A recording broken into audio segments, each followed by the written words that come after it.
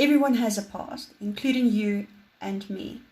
So here are examples of my top 3 favorite people who, despite their pasts, did not allow their pasts to stop them from achieving extreme success. Let's talk about Jannie Mouton. He's a South African, very determined man who moved from being fired to building one of Africa's top business empires. He took inspiration from his mentor, Warren Buffett, investment guru and US Billionaire, if you didn't know. He says this about being fired. It was a tremendous shock for me. I was 48 years old and I didn't expect anything like it. I lost my company, I lost my friends, and I lost my confidence. It was a defining moment of my life. He picked himself up and started over at the age of 48, and in his words, I realized the failure is in my hands and only in my hands. And I had to lift my head and go on.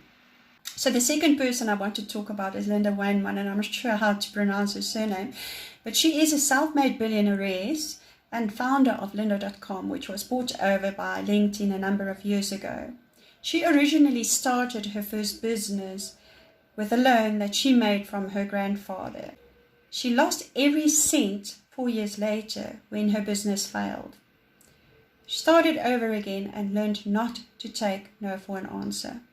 Last and most certainly not least is Mel Robbins, one of my personal idols. She is currently one of the most booked out motivational speakers in the world.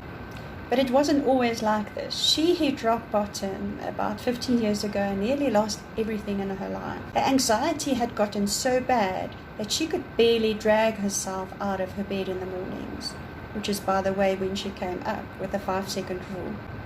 The message: everyone has a past. We all have failed at some point or another, in some way or another. The difference between the ones who goes on to be successful and the ones who don't is acceptance, the right mindset, resilience, a burning desire, purpose, and belief.